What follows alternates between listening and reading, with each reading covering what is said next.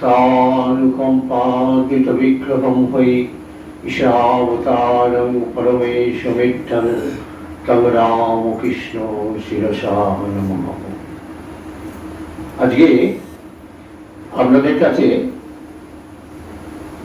আধুনিক ভাগবত থেকে একটা অধ্যায় পাঠ করে শোনাবো। অধ্যায় নয়, একটা অংশ। আপনারা বলবেন আধুনিক ভাগবত আবার কি? ভাগবতটা একটাই হয়, আবার এই আবার আধুনিক ভাগবত কি? তো আপনারা একটু চিন্তা করে দেখুন, আমি কথামিতকেই বলছি আধুনিক ভাগবত। এর মধ্যে আপনি গীতা, ভাগবত আর সমস্ত পুরাণাদির যা কিছু কি বলবো, যা কিছু প্রেরণা, যা কিছু শিক্ষাগত জিনিস আমাদের কথামিত লাইনের মধ্যে মধ্যে এত গুপ্তভাবে ফুটিয়ে তোলা আছে বা প্রকাশ হবার অপেক্ষা করছে, আমরা চিন্তা করতে পারি না। সেই লাইনগুলোর মধ্যে কি বিরাট মানে এগুলো লুকিয়ে রয়েছে। তো যাই হোক, আমরা আজকে একটা বিশেষ দিনে চলে যাব, সেই নতুন ভাগবতের পাতায়, অর্থাৎ কথামিতর একটা দিনে আমরা প্রবেশ করব। হঠাৎ পড়তে পড়তে এই জায়গাটায় একটা আকর্ষণ অনুভব করেছিলাম, সেইটাই আপনাদের সঙ্গে আমি শেয়ার করে নিচ্ছি। দিনটা হচ্ছে 1885 সাল, 12ই এপ্রিল। তাহলে হলো কত? প্রায় 140-এর মতন হবে বছর আগেকার ঘটনা। সময় সন্ধ্যা। বলরামের বৈঠকখানায় ও বারান্দায় আলো জ্বালা হইল। ঠাকুর শ্রী রামকৃষ্ণ জগতের মাতাকে প্রণাম করিয়া করে মূলমন্ত্র জপ করিয়া মধুর নাম করিতেছেন। ভক্তেরা চারিপার্শ্বে বসিয়া আছেন ও সেই মধুর নাম শুনিতেছেন। গিরিশ মাস্টার, বলরাম, ত্রৈলোক্য ও অন্যান্য ভক্তেরা এখনো আছেন। কেশবচরিত গ্রন্থে ঠাকুরের সংসার সম্বন্ধে মত পরিবর্তনের কথা যাহা লেখা আছে, ত্রৈলোক্যের সামনে সেই কথা উত্থাপন করিবেন ভক্তেরা ঠিক করিয়াছেন। এখন এইখানে একটু প্রসঙ্গে আমাদের বলে দিই যে ব্রাহ্ম সমাজে আমরা জানি যে ত্রৈলোক্যনাথ সান্যাল ব্রাহ্মণ সমাজের একজন বিরাট গায়ক এবং কেশবচন্দ্র সেনের ভীষণ অনুগামী একজন। তা উনিও তখন সেখানে উপস্থিত ছিলেন। এই ত্রৈলোক্যনাথ সান্যালের একটু পরিচয় আমাদের কাছে দিয়ে নিই। গীতিকার এবং সুগায়ক ছিলেন। ঠাকুরের কাছে আসতেন এবং কেশবের মাধ্যমে কেশবই নিয়ে এসেছিলেন ওনাকে, কিন্তু এসে ঠাকুরের ঘরটি যেন একদম সঙ্গীতে ভরিয়ে তুলতেন। বাল্যকাল থেকেই তিনি গান গাইতেন, কিন্তু সঙ্গীত এবং পুঁথিগত বিদ্যার বিধিবদ্ধ শিক্ষা তার কেশবচন্দ্র সেনের ঘরেই যখন তিনি বাস করতেন তখন থেকে শুরু হয়। আর কেশব সেন সেই সময় ঠাকুরের কাছে আসতেন। 1885 সালের কথা চিন্তা করুন। সেই সময় ঠাকুরের লীলা খেলা আস্তে আস্তে শেষ হয়ে আসবে, অতএব যাকে যা দেবার ঠাকুর আস্তে আস্তে দিয়েও দিয়েছেন। যাই হোক, এই কেশবচন্দ্রের সঙ্গী হিসেবে তার শ্রীরামকৃষ্ণের সংস্পর্শে আসার সুযোগ ঘটে। দক্ষিণেশ্বরে বহুবার তিনি যান এবং সেখানে মধুর সুললিত কণ্ঠে ঠাকুরকে সঙ্গীত শোনাবার সৌভাগ্য হয়েছিল। ঠাকুরও তার গান শুনে ভাবাবিষ্ট হতেন। তিনি দুটো উপাধি নিয়েছিলেন। চিরঞ্জীব শর্মা, সেই উপাধিটা তাকে দিয়েছিল কেশবচন্দ্র সেন স্বয়ং, আর নিজে তিনি একটা উপাধি নিয়েছিলেন প্রেমদাস নামে। এই দুটো উপাধি তিনি বিভিন্ন জায়গায় ব্যবহার করেছেন। এই দুই ছদ্মনামে তিনি হাজারেরও বেশি ভক্তি সঙ্গীত ও কীর্তন রচনা করেন।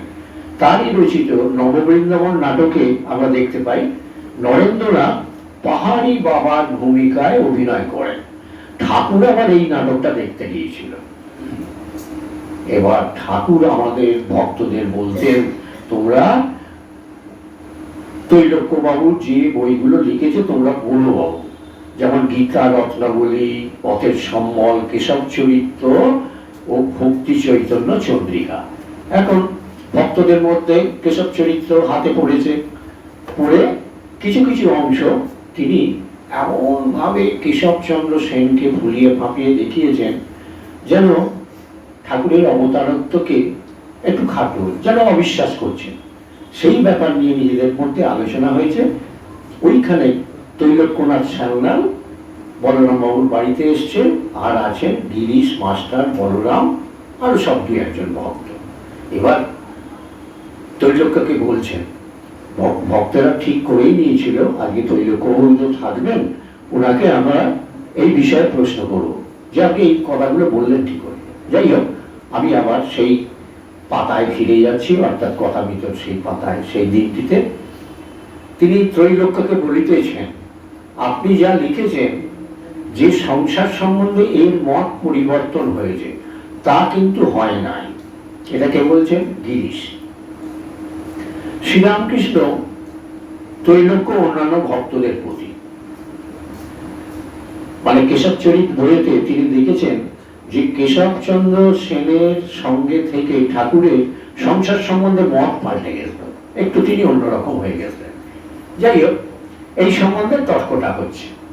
আপনি যা লিখেছেন সেই সংসার সম্বন্ধে মত পরিবর্তন হয়েছে তা বস্তুত হয় নাই। ঠাকুর তখন বলছেন ত্রৈলোক্য ও অন্যান্য ভক্তদের প্রতি, ওগো এদিকের আনন্দ পেলে ওটা ভালো লাগে না, ভগবানের আনন্দ লাভ করলে সংসার আরো নিবোধ হয়, শাল পেলে কি আর বনাত ভালো বলো? ত্রৈলোক্য, সংসার যারা করবে তাদের কথা আমি বলছি, যারা ত্যাগী তাদের কথা বলছি না। ঠাকুর বলছেন, ও সব তোমাদের কি কথা, যারা সংসার ধর্ম করছে তারা একবার যদি ভগবানের আনন্দ পায় তাদের আর কিচ্ছুটি ভালো লাগে না, কাজের সব আঁট কমে যায়, ক্রমে যত আনন্দ বাড়ে কাজ আর করতে পারে না, কেবল সেই আনন্দ খুঁজে খুঁজে বেড়ায়। ভগবানের আনন্দের কাছে বিষয়ানন্দ আর রমণানন্দ দূর। একবার ভগবানের আনন্দের আস্বাদ পেলে সেই আনন্দের জন্য ছোটাছুটি করে বেড়ায়, তখন সংসার থাকে আর যায়। দেখুনি, চাতক তৃষ্ণায় ছাতি ফেটে যাচ্ছে, সাত সমুদ্র, যত নদী পুষ্করণী সব ভরপুর, তবু সেই জল খাবে না, ছাতি ফেটে যাচ্ছে তবুও জল খাবে না, সাতই নক্ষত্রের বৃষ্টির জলের জন্য হা করে আছে, বিনা সাতই কি জল সব ধূপ, বলে দুদিকেই রাখবো। দুয়ানা মদ খেলে মানুষ দুদিকে রাখতে চায়, আর খুব মদ খেলে কি আর দুদিক রাখা যায়? ঈশ্বরের আনন্দ পেলে আর কিচ্ছুটি ভালো লাগে না, তখন কামিনী কাঞ্চনের কথা যেন বুকে বাজে। ঠাকুর কীর্তনের সুরে বলিতেছেন, আনলোকের আন কথা কিছু ভালো তো লাগে না। তখন ঈশ্বরের জন্য পাগল হয়, টাকা ফাঁকা কিছুই ভালো লাগে না। এই শুনে ত্রৈলোক্য বলছেন, সংসারে থাকতে গেলে টাকাও তো চাই, সঞ্চয় চাই, পাঁচটা ধ্যান ধ্যান এসব তো আছে। ঠাকুর কথা পিঠে কথা বলছেন, কি আগে টাকা সঞ্চয় করে তবে ঈশ্বর? আর দান ধ্যান দয়া কত কত করবে? নিজের মেয়ের বিয়েতে হাজার হাজার টাকা খরচা করছে, আর পাশের বাড়িতে খেতে পাচ্ছে না, তাদের দুটো চাল দিতে কষ্ট হয়, অনেক হিসেব করে দিতে হয়। বাবুরে, কাল পরশু আমাদের আবার কি চলবে কি করে? খেতে পাচ্ছে না লোকে, তা কি হবে? ও সারা মরে মর আর বাঁচি, আমি আর আমার বাড়িতে সকলে ভালো থাকলেই হলো। মুখে বলে সর্বজীবী দয়া। ত্রৈলোক্য, সংসারে তো ভালো লোক আছে, যেমন ওই পুণ্ডরী বিদ্যানিধি চৈতন্যদেবের ভক্ত, তিনি তো সংসারে ছিলেন। শ্রীরামকৃষ্ণ, ওগো তার গলা পর্যন্ত মদ খাওয়া ছিল, যদি আর একটু খেত তাহলে আর সংসার করতে পারত না। ত্রৈলোক্য চুপ করিয়া রইলেন, মাস্টার গিরিশকে জনান্তিকে বলিতেছেন, তাহলে উনি যা বলছেন ঠিক নয়। মাস্টারমশাই একটু যেন উস্কে দিচ্ছেন গিরিশকে, তাহলে উনি যা বলেছেন সেটা ঠিক নয় ওনার কেশব চরিত কথায়। গিরিশ, হ্যাঁ তাহলে আপনি যা লিখেছেন ও কথা ঠিক নয়। ত্রৈলোক্য, কেন? সংসারে ধর্ম হয় উনি কি মানেন না? শ্রীরামকৃষ্ণ, হয় গো হয়, কিন্তু জ্ঞান লাভ করে থাকতে হয়, ভগবানকে লাভ করে থাকতে হয়। তখন কলঙ্ক সাগরে ভাসে, তবু কলঙ্ক নাগে না গায়। তখন পাকাল মাছের মতো থাকতে পারে। ঈশ্বর লাভের পর যে সংসার, সে বিদ্যার সংসার। কামিনী কাঞ্চন তাকে নাই, কেবল ভক্তি, ভক্ত আর ভগবান। আমারও মনে আছে, ঘরে ঘটি বাটিটিও আছে, ঘরে পেলে আবার খাইয়ে দিই। আবার যখন হাবির মা এরা আসে, এদের জন্যও ভাবে। একজন ভক্ত ত্রৈলোক্যের প্রতি, এই একজন ভক্তটি হচ্ছেন আমাদের মাস্টারমশাই। তিনি বলছেন, আপনার বইতে দেখলাম আপনি অবতার মানেন না। চৈতন্যদেবের কথায় তো দেখলাম আপনি এক জায়গায় লিখেছেন। ত্রৈলোক্য, তিনি নিজেই তার প্রতিবাদ করেছেন। পুরীতে যখন অদ্বৈত অন্যান্য ভক্তেরা তিনি ভগবান এই বলে গান করছিলেন, গান শুনে চৈতন্যদেব ঘরের দরজা বন্ধ করে দিয়েছিলেন। ঈশ্বরের অনন্ত ঐশ্বর্য। ইনি যেমন বলেন, ভক্ত ঈশ্বরের বৈঠকখানা, তা বৈঠকখানা খুব সাজানো বলে কি আর কিছু ঐশ্বর্য নয়? এবার গিরিশ ওই কথার প্রেক্ষিতে বলছেন, ইনি বলেন, প্রেমই ঈশ্বরের সারাংশ। যে মানুষ দিয়ে ঈশ্বরের প্রেম আসে তাকেই আমাদের দরকার, আর কোনো জিনিসের দরকার নেই। ইনি বলেন, গরুর দুধ বাঁট দিয়ে আসে, আমাদের ওই বাঁটেরই দরকার। গরুর শরীরের অন্য কিছু দরকার নেই, হাত পা কি শিং। ত্রৈলোক্য বলছেন, তার প্রেম দুগ্ধ অনন্ত প্রণালী দিয়ে পড়ছে, তিনি যে অনন্ত শক্তি। গিরিশ বলছেন, ওই প্রেমের কাছে আর কোন শক্তি দায়? ত্রৈলোক্য, যার শক্তি তিনি মনে করলে হয়, সবই ঈশ্বরের শক্তি। গিরিশ, আর সব তার শক্তি বটে, কিন্তু অবিদ্যা শক্তি। এই একটা কথায় ত্রৈলোক্য মাথাটা ঘুরে গেল। অবিদ্যা কি? অবিদ্যা আবার কি জিনিস? অবিদ্যা বলে একটা জিনিস আছে নাকি? নতুন কথা, অবিদ্যা। বিদ্যা জানি, অবিদ্যা কি? অবিদ্যা একটা অভাব, বিদ্যা না থাকাটাই অবিদ্যা। যেমন অন্ধকার, আলোর অভাব। তার প্রেম আমাদের পক্ষে খুব বটে, তার বিন্দুতেই আমাদের সিন্ধু, কিন্তু ওইটি যে শেষ, এ কথা বললে তার সীমা করা হলো, অর্থাৎ তার বাইরে আমরা তাকে আর দেখছি না। ঠাকুর এবার বলছেন সবাইকে দেখি, হ্যাঁ হ্যাঁ গো তা বটে, কিন্তু একটু মদ খেলেই আমাদের নেশা হয়। সুরির দোকানে কত মদ আছে, সেই হিসেবে আমাদের কি কাজ কি গো? অনন্ত শক্তির খবরে আমাদের কাজ কি? গিরিশ তখন বলছেন, এই শুনে ত্রৈলোক্যকে, আপনি অবতার মানেন? ত্রৈলোক্য, ভক্তেতেই ভগবান অবতীর্ণ, অর্থাৎ সব ভক্তের মাঝেই ভগবান অবতীর্ণ হন। অনন্ত শক্তির ম্যানিফেস্টেশন হয় না, হতে পারে না, অর্থাৎ একজনের উপর পুরো শক্তিটা আসতে পারে না, এটা ত্রৈলোক্যের মত। হতে পারে না, কোনো মানুষই হতে পারে না। গিরিশ, ও আপনারা ছেলেদের ব্রহ্মগোপাল বলে সেবা করতে পারেন, মহাপুরুষকে ঈশ্বর বলে কি পূজা করতে পারা যায় না? ব্রাহ্ম সমাজের যে সমস্ত যারা আসতো তাদের ছেলেপুলেদের ব্রহ্ম গোপাল বলে একটা এ করতেন, পুজো করতে, পুজো টাইপের। নিজেদের সন্তানকে তারা এ করতে পারছে না, কিন্তু তারা ব্রহ্মকে এ করেন, কিন্তু নিজের ছেলেকে ব্রহ্মগোপাল, ও আমার ব্রহ্মগোপাল, অথচ সংসার করছে, দুদিকটা রাখছে। তাহলে ছেলেদের ব্রহ্মগোপাল বলে সেবা করতে পারেন, মহাপুরুষকে কি ঈশ্বর বলে পুজো করতে পারা যায় না, যদি তার মধ্যে এমন কিছু গুণাবলী দেখি? ঠাকুর ত্রৈলোক্যের প্রতি, অনন্ত ঢুকুতে চাও কেন? ঠাকুরের এই গ্রাম্য কথা, ঢুকুতে চাও কেন? অর্থাৎ অনন্তকে ঢাকতে চাইছো কেন? হ্যাঁ, অনন্তকে ঢুকুতে চাও কেন? তোমাকে ছুঁলে কি তোমার সব শরীরটা ছুঁতে হবে? যদি গঙ্গা স্নান করি তাহলে হরিদ্বার থেকে গঙ্গাসাগর পর্যন্ত কি ছুঁতে হবে? আমি গেলে ঘুচিবে জঞ্জাল। যতক্ষণ আমিটুকু থাকে ততক্ষণই ভেদ বুদ্ধি। আমি গেলে কি রইল তা কেউ জানতে পারে না, মুখে বলতে পারে না, যা আছে তাই আছে। তখন খানিকটা এতে প্রকাশ হয়েছে, আর বাকিটা ওখানে আছে, ওই শক্তিটা ওখানে প্রকাশ হয়েছে, এসব মুখে বলা যায় না। সচ্চিদানন্দ সাগর, তার ভেতরে মনে করো আমি রূপ একটা ঘট রয়েছে। যতক্ষণ ঘট ততক্ষণ যেন মনে হবে এই সচ্চিদানন্দ সাগরে দুটো ভাগ, ঘটের ভেতরে এক ভাগ, ঘটের বাইরে এক ভাগ। ঘট ভেঙে গেলে কি আছে কেউ বলতে পারে না, জলে জল কে বলবে? তার আমিত্বটাই তো নেই। বিচারান্তে ঠাকুর ত্রৈলোক্যের সঙ্গে মিষ্টা লাভ করিতেছেন, ভালো ভালো কথা বলেছেন, ঠাকুরের মনোপুত।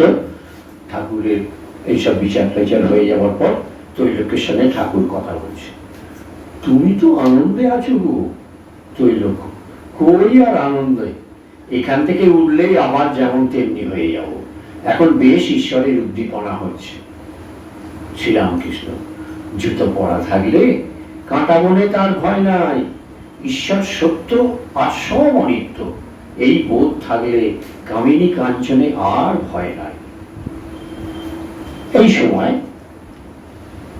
বলরাম বাবু এসে ত্রৈলোক্যকে, যেহেতু ত্রৈলোক্য সেই সময়কার তখনকার দিনে বিরাট বড় গায়ক, বিভিন্ন জায়গায় গান টান গাইতেন, খুব নাম ডাকও ছিল, তো তাকে একটু অতিরিক্ত খাতির করার জন্য একটু কক্ষান্তরে নিয়ে গিয়ে তাকে একটু মিষ্টি মুখ করাতে গেলেন। তার এখানে কি হলো, এই করতে করতে সন্ধ্যে থেকে আপনার এই আলোচনা হচ্ছে, প্রায় রাত্রি 9টা হয়ে গেছে। ঠাকুর গিরিশ, মণি, অন্যান্য ভক্তদের বলছেন, এরা কি জানো, একটা পাতকুয়ার ব্যাঙ কখনো পৃথিবী দেখে নাই, পাতকুয়াটি জানে, তাই বিশ্বাস করবে না যে একটা পৃথিবী আরো আছে। ভগবানের আনন্দের সন্ধান পায় নাই, তাই সংসার সংসার করছে। আবার গিরিশের প্রতি ঠাকুর কিরম বলছেন, ওদের সঙ্গে অত বকছো কেন, দুই নিয়ে আছে, থাক না। ভগবানের আনন্দের আস্বাদ না পেলে সে আনন্দের কথা বুঝতে পারে না। 5 বছরের বালককে কি রমণ সুখ বোঝানো যায়? বিষয়ীরা যে ঈশ্বর ঈশ্বর করে ওসব শোনার কথা। যেমন খুঁড়ি যোগীরা কুঁড়ল করে, তাদের কাছ থেকে ছোট বালকেরা শুনে শেখে, শিখে নিয়ে আর মাঝে মাঝে বলে, আমার ঈশ্বর আছে, তোর ঈশ্বরের দিব্যি। তা হোক গো, তা হোক, ওদের দোষ নাই। সকলে কি সেই অখণ্ড সচ্চিদানন্দকে ধরতে পারে? রামচন্দ্রকে 12 জন ঋষি কেবল জানতে পেরেছিল, সকলে ধরতে পারে না। কেউ সাধারণ মানুষ ভাবে, কেউ সাধু ভাবে, 2-4 জন অবতার বলে ধরতে পারে। আমাদের ঠাকুরকেই বলুন না, আমরা সেই সময় যারা আসতো কতজন এসেছিল, কজন ধরতে পেরেছি? 5 জন 6 জন। আর গিরিশের মতো 5 পাঁচানা বিশ্বাস। তারপর মাস্টারমশাই 82 সাল থেকে গেছিলেন, আস্তে আস্তে আস্তে আস্তে 85 সালে তিনি তার চরম উপলব্ধি, হ্যাঁ ঠাকুরই সেই অবদান হয়েছিল। অথচ ঠাকুরের কাছে কত সঙ্গ করেছে। যার যেমন পুঁজি, জিনিসের সেই রকম দর দেয়। একজন বাবু তার চাকরকে বললে, তুই এই হিরেটি বাজারে নিয়ে যা, আমায় বলবি কে কি রকম দর দেয়। আগে বেগুনওয়ালার কাছে যা। চাকরটি প্রথমে বেগুনওয়ালার কাছে গেল। বেগুনওয়ালা নেড়ে চেড়ে দেখে বলল, ভাই 9 সের বেগুন আমি দিতে পারি। 9 সের পর্যন্ত উঠলো, 10 সের আর হলো না। চাকরটি বললে, ভাই আরে তো না হয় 10 সের দাও। 10-এ যেতে পারছে না, সেই অনুভবটা হয়নি। সে বললে, আমি বাজার দরের চেয়ে বেশি করে ফেলেছি, এতে তোমার পোষায় তো দিয়ে যাও। চাকর তখন হাসতে হাসতে হিরেটি ফিরিয়ে নিয়ে বাবুর কাছে গিয়ে বললে, মশাই বেগুনওয়ালা 9 সেরের বেশি একটাও বেশি দেবে না। সে বললে আমি বাজার দরের থেকে বেশি বলে ফেলেছি। বাবু হেসে বললে, আচ্ছা এবার তাহলে ওই কাপড়ওয়ালার কাছে গিয়ে যাও তো, ও বেগুন নিয়ে থাকে আর কি মর্ম বুঝবে, ওরা কতদূর বুঝবে। কাপড়ওয়ালার পুঁজি একটু বেশি, দেখিও কি বলে, তার সাধন বদন একটু বেশি জানে, ঈশ্বর করে বেশি, তার কাছে তো যা, গিয়ে দেখ সে কিরকম দামটা দেয়, কি বলে দেখি। চাকরটি কাপড়ওয়ালার কাছে বললে, ওহে এটি নেবে, কত দাম দিতে পারো? কাপড়ওয়ালা বললে, হ্যাঁ জিনিসটা ভালো, এতে বেশ গয়না হতে পারে। তা ভাই আমি 900 টাকা দিতে পারি, 100 টাকা আর হচ্ছে না। এখনো মনে সন্দেহ, যদি না ঠিক হয় হিরে, যদি না হয় সন্দেহ আছে, সেই বিশ্বাসটা গড়ে উঠছে না। চাকরটি বললে, ভাই আর একটু, তাহলে ছেড়ে দিয়ে যায়, না হয় 1000 টাকাই দাও। কাপড়ওয়ালা বললে, ভাই আর কিচ্ছু বলো না, আমি বাজারের দরের চেয়ে বেশি বলে ফেলেছি, 900 টাকার বেশি আমি 1 টাকাও দিতে পারবো। চাকর হাসতে হাসতে ফিরিয়ে নিয়ে মনিবের কাছে গিয়ে বলল, কাপড়ওয়ালা বলেছে যে 900 টাকার বেশি 1 টাকাও সে দিতে পারবে না, আরো সে বলছে আমি বাজার দরের চেয়ে বেশি বলে ফেলেছি। তখন তার মনিব হাসতে হাসতে বললে, যা এইবার জৌরির কাছে যা, সে কি বলে দেখা যায়।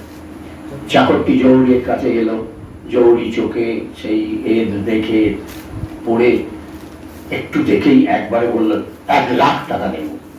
তখন 10 নয় 20 নয় কিছু নয়, 1 লাখ। জৌরি জওর ছিলেন।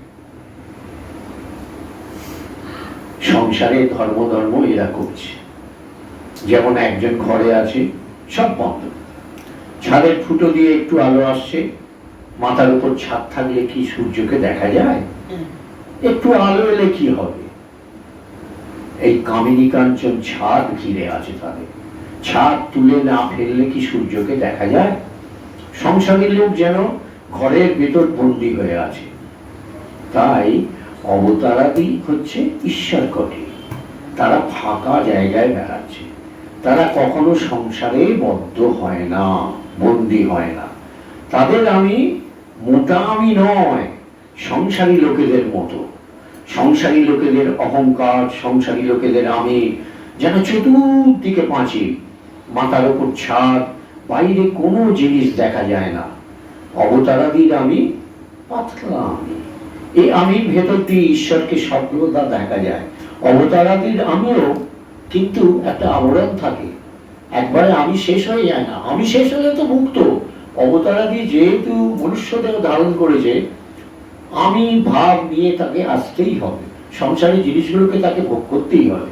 সেই জন্য তার আমিটা হচ্ছে অবতারাদি পাতলা আমি।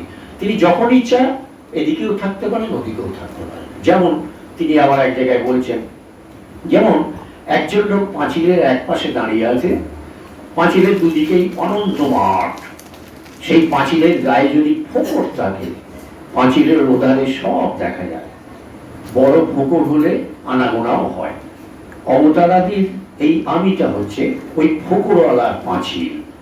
পাঁচিলের এধারে থাকলেও অনন্ত মাঠ সে দেখতে পাচ্ছে। এর মানে কি জানো?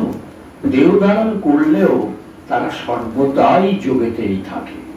আবার ইচ্ছে হলে বড় পুকুরের ওধারে গিয়ে সমাধিস্থ হয়, আবার বড় পুকুর হলে আনাগোনাও করতে পারে, সমাধিস্থ হলেও আবার নেমে আসতে পারে।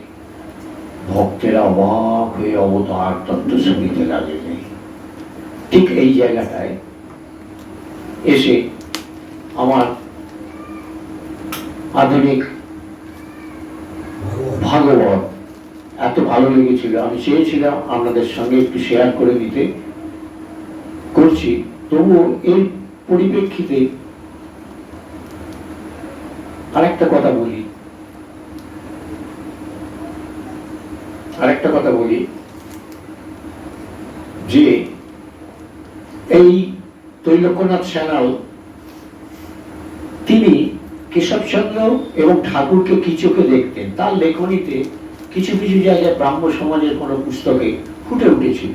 আমরা সেইটুকু জানালে তৈলক্য যে কেন ঠাকুরকে অবতার বলে তখনও মানেননি, মানতে পারছেন না, এত ঠাকুর উদাহরণ দিলেও পাশে বসে আছে ঠাকুর, বুঝতে পারছেন না, এগুলো একটু প্রকাশ হয়ে যাবে, বুঝতে পারবে। তার লেখনীতে আমি তার কথাটা একটু পড়ছি। দক্ষিণেশ্বরবাসী পরমহংস রামকৃষ্ণের সহিত তাহার সম্বন্ধের বিষয় কিছু উল্লেখ করা আবশ্যক হইতেছে। তাহার সম্বন্ধের কথা মানে কেশবের, তখন কেশব দেহ রেখেছেন, সেই সময় তৈলক্য এই জিনিসটা তিনি লিখেছেন। দক্ষিণেশ্বরবাসী পরমহংস রামকৃষ্ণের সহিত তাহার সম্বন্ধের বিষয় কিছু উল্লেখ করা আবশ্যক হইতেছে। আমাদের ধর্মবন্ধু হরিভক্ত রামকৃষ্ণকে ইদানিং যাহারা স্বয়ং ভগবান বলিয়া পূজা করত, নবমীর এক পৌত্তলিকতার সূত্রপাত করিয়াছেন, তাহারা বলিয়া বেড়ান কেশব রামকৃষ্ণের শিষ্য ছিলেন, তাহারা নিকট তিনি নবমীদান ধর্ম শিক্ষা পাইয়াছিলেন। অর্থাৎ ঠাকুরের যারা শিষ্য তারা বলে বেড়ান ঠাকুরের কাছ থেকে কেশব এই শিক্ষাগুলো পেয়েছেন, উনি তার তীব্র করেছেন। ইয়া দ্বারা রামকৃষ্ণ উপাসকেরা গুরুদেবের মহিমা বাড়াইতে গিয়া তাহাকে ডুবাইতেছেন সন্দেহনায়। ঠাকুরের শিষ্যরা ঠাকুরকে এত বড়, কেউ অবতার বলছেন, কেউ বলছেন, এই দেখে তৈলক্য নাথসান্যাল বলছেন তার লেখনীতে, ভক্তেরাই ওই ঠাকুরের মাথাকে খাচ্ছে। কেশব দ্বারা জগতে তাহা প্রথম প্রচারিত হয়, তিনি তাহাকে দক্ষিণেশ্বরের অজ্ঞাত অবস্থা হইতে প্রকাশ করেন। এটা সত্যি কথা, আংশিক সূত্র হলে ওটা সত্যি। ঠাকুর যেমন বলেছেন ফুল ফুটলে তার গন্ধ যেখানেই থাক বেরোয়। তো যাই হোক, ঠাকুরকে কিন্তু আগে প্রকাশ করেন কেশবচন্দ্র, এটা কোনো সন্দেহ নেই। এর অনেক পরে ওই সকল রামকৃষ্ণ উপাসকরা তাহার মহত্বকে বিকৃত করিয়া নিজেদের ইচ্ছা মতো একটা অন্ধ ভক্তির ধর্ম প্রচার আরম্ভ করিয়াছে। এইসব ব্যক্তির চরিত্র ফিরিয়াছে।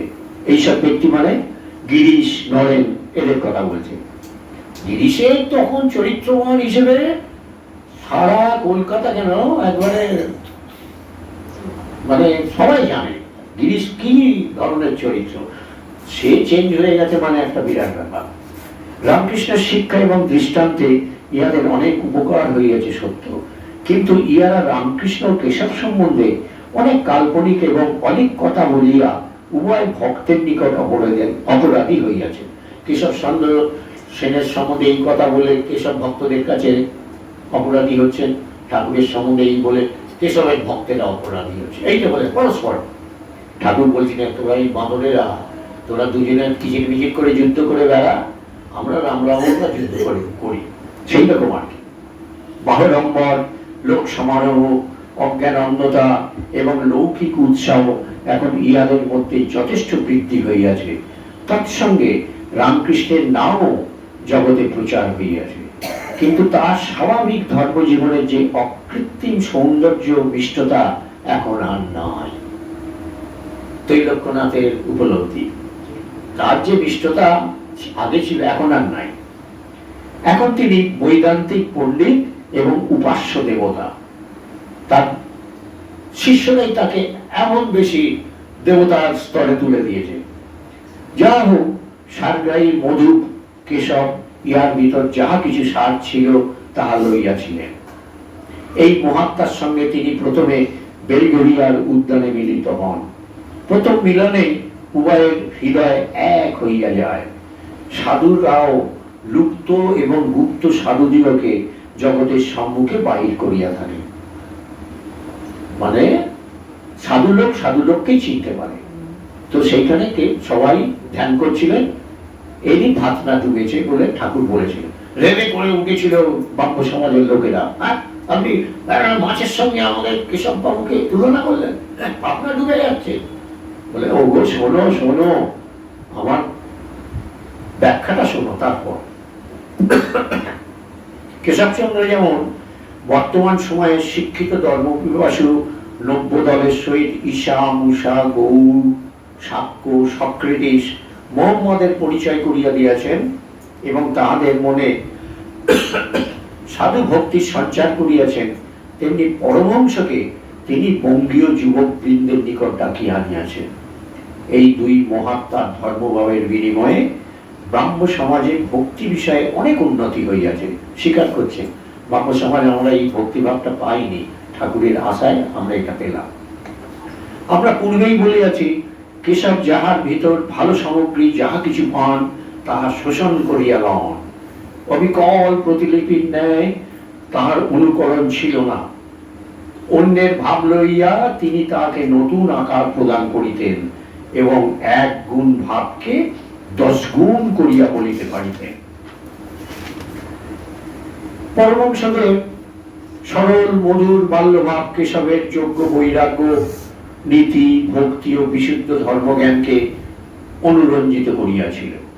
ব্রাহ্ম সমাজের এক্ষণে যে ভক্তির লীলাবিলাস ও মাতৃভাবের প্রকাশ দেখা যাইতেছে তার এক প্রধান সহায়ক পরমহংস রামকৃষ্ণ। মাকে আরাধনা করে ডাকো, মা মা বলে ডাক। ঠাকুরের কাছে সেই কেশব তার দলবল শিখেছিল, গিয়ে তারপর বলছে, ওখানে গিয়ে ব্রাহ্ম সমাজে এটা প্রকাশ করেছে, সেইটাই বলছে। পরমহংস রামকৃষ্ণদেব কাছ থেকে তিনি পেয়েছিলেন। তিনি শিশু বালকের মতো মা আনন্দময়ীর সহিত যেমন কথা কইতেন এবং হরিলীলার তরঙ্গে ভাসিয়া যেমন নৃত্য করিতেন, শেষ জীবনে কেশব অবিকল তাহা দেখাইয়া গিয়েছেন। এবং এটা সত্যি কথা, কেশব তখন একদম ভাবে বিভোর হয়ে ঠাকুরের মতো নৃত্য গীত করতেন। কিন্তু উভয়ের মধ্যে জ্ঞানের ধারণা সম্পূর্ণ পৃথক ছিল। দেখো, জ্ঞানের ধারণা সম্পূর্ণ পৃথক ছিল। রামকৃষ্ণ প্রেম ভক্তি ভাবুকতার আলোকে কালী কৃষ্ণ ইত্যাদি জড় মূর্তি দেখিতেন, ওগুলোকে জড় মূর্তি বলছে, জড় মূর্তি দেখিতেন। কেশব পরম ভক্ত হলেও চিরকাল ব্রহ্মজ্ঞানী ছিলেন। আবার কেশবচন্দ্রের প্রভাবও পরমহংসদেবের মহাশয়ের ধর্মজীবনকে অনেক বিষয়ে পরিমার্জিত পরিশোধিত করিয়া দিয়াছে। তিনি মানুষের স্বাধীনতা, দায়িত্ব এবং সংসারী লোকের ভক্তি বৈরাগ্য উপার্জনের সম্ভাবনীয়তা আগে স্বীকার করতেন না, কিন্তু হিন্দু সীমার বহির্ভাগে তাহার যে উদারতার পরিচয় এখন পাওয়া যায় তা কেশবের সঙ্গে সঙ্গের ফল। অর্থাৎ কেশবের সঙ্গগুণে আমাদের ঠাকুর আরো পালিশড হয়ে গেছে, আরো শিক্ষিত হয়েছে। ইহা ছাড়া রামকৃষ্ণের অশ্লীল ভাষায় বাক্যালাপ, ভদ্র মহিলাদিগের অশ্রাব্য রূপক উপমা, মদগত জ্ঞানগত ভ্রান্তি কেশব দ্বারা বহু পরিমাণে সংশোধিত হইয়া যায়। তুমি ওইরকম গালাগাল দাও কেন, তুমি এরকম এগুলো এরকম করতে পারো না, যখন তখন বলো, এরকম বলতো, যার জন্য নাকি ঠাকুর নিজেকে শুধরে নিয়েছিল। ফলত রামকৃষ্ণ রামপ্রসাদের ন্যায় একজন উচ্চ শ্রেণীর পৌত্তলিক ভক্ত ছিলেন। তাহার জীবন ভক্ত জীবন, কিন্তু মত বিশ্বাস অনেক ভ্রান্তিপূর্ণ, বিজ্ঞান বিরোধী ছিল। দেখো, বিজ্ঞানের সঙ্গে বিরোধ ছিল। তৈলক্যনাথ বলছে, ধর্মপ্রচারের প্রস্তাব শুনিলে তিনি বলিতেন, ও আমার দ্বারা ধর্মপ্রচার হবে না, ওসবের জন্য উনি আছে। উনি মানে কেশব আছে, কেশব আছে, কেশব বলে ওই আধারে সে ধর্মপ্রচার করে, আমি বাবু পারবো না। অর্থাৎ সেই জন্য কেশবই আছে। রামকৃষ্ণ বলেন, আমি বহুকাল পূর্বে একদিন আদি সমাজ দেখিতে গিয়েছিলাম। তথায় গিয়া দেখিলাম চক্ষু বুঝিয়া স্থির ভাবে সকলে বসিয়া আছে, কিন্তু বোধ হইল ভেতরে যেসব যেন সবাই লাঠি ধরিয়া আছে। কেশবকে দেখিয়া মনে হইল এই ব্যক্তি ফাতনা ডুবিয়াছে, অর্থাৎ তাহার ছিপে মাছ খাইতেছে। এই লোকের দ্বারা মায়ের কাজ হইবে, ইহা তিনি মায়ের মুখেও শুনিয়াছিলেন। জাতিভেদ পৌত্তলিকতার সহিত যোগ থাকাতে রামকৃষ্ণ সাধারণের নিকট এখন বিশেষ প্রিয়। আমাদের কেশব বাবুর চেয়ে ঠাকুরের নাম ডাক এখন ছড়িয়ে গেছে, সবাই তাকে ডাকে। যাও, এইরূপে উভয়ের যুগে ধর্মজগৎ অনেক বিষয়ে উপকৃত হইয়াছে। এই উপলক্ষে হিন্দু ধর্মের শাখা পোশাকার মধ্যে যে সকল আধ্যাত্মিক মধুর ভাব ছিল তাহা বিধান বিশ্বাসী দিগের দ্বারা ব্রাহ্ম সমাজের মধ্যে প্রবেশ করিয়াছে। ব্রাহ্ম সমাজ সেই ভাবধারাটা নিতে বাধ্য হয়েছিল। বিধান বিশ্বাসী হচ্ছে ওই ব্রাহ্ম সমাজে যারা থাকে। যে ধর্ম এক সময় নিতান্ত কঠোর নিরস বোধ হইত, এইরূপে তাহা সরস এবং অত্যন্ত সরল হইল। কোথায় বৈদান্তিক জ্ঞান বিচার, আর কোথায় মাতার সঙ্গে শিশুর কথোপকথন, সম্পূর্ণ আলাদা। আরাধনা প্রার্থনায় গ্রাম্যকতার চলন এই সময় হইতে আরম্ভ হয়ে গেছে। ঠাকুর যেমন কত ইসি ভাবেন, মা তুই দেখা দে মা, আমি এটা পাচ্ছি না মা, আমার খেতে ভালো লাগে, তুই খাবি মা খাবি, এই যে সহজ সরল, সেই সময়কার লোকেরা তখন ভাবতেই পারতো না ঠাকুরকে এত ইসি করে নেওয়া যায়। ঠাকুর দেখালেন, ঠাকুর বড় আপনাকে নিজের করে নে না, নিজের সন্তানের মতো ভাবনা। তো চাই তৈলক্যনাথের শেষ স্ট্যাঞ্জায় তিনি লিখছেন, আরাধনা প্রার্থনায় গ্রাম্যকতার চলন এই সময় হইতে আরম্ভ হইয়াছে। পরমহংসের সহিত কেশবের ধর্মবন্ধুতার অন্য অর্থ ধরিয়া এখন অনেকে অনেক মিথ্যা কথা প্রচার করিয়া থাকেন, কিন্তু স্বয়ং রামকৃষ্ণই ইহা মিথ্যা বলিয়া জানিতে। কেশব রামকৃষ্ণের গুণগ্রাহী ছিলেন, ইহা সত্য। কারই বা গুণ তিনি গ্রহণ না করিতেন।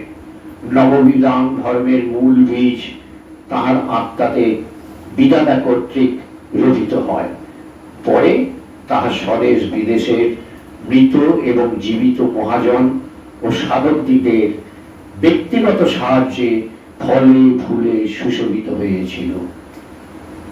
আজ এইটুকু থাকা আপনাদের কাছে।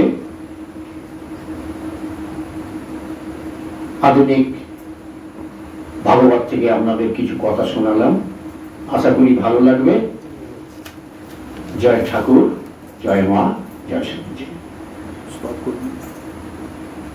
ওম স্থাপকায় চ ধর্মস্য সর্বধর্মস্বরূপিণে অবতার বরিষ্ঠায় রামকৃষ্ণায় তে নমঃ। ওম নমঃ শ্রী ভগবতে রামকৃষ্ণায় নমো নমঃ। ওম নমঃ শ্রী ভগবতে রামকৃষ্ণায় নমো নমঃ। ওম নমঃ শ্রী ভগবতে রামকৃষ্ণায় নমো নমঃ। জননীং শারদাং দেবী রামকৃষ্ণ জগদ্গুরু পাদপদ্মে তয়শ্রিত্বা প্রণমামি মুহুর্মুহুঃ। ওম নমঃ শ্রী জ্যোতিরাজায় বিবেকানন্দ সূরায় সচ্চিৎ সুখ স্বরূপায় স্বামিনে তাপহায়। জয় ঠাকুর, জয় মা।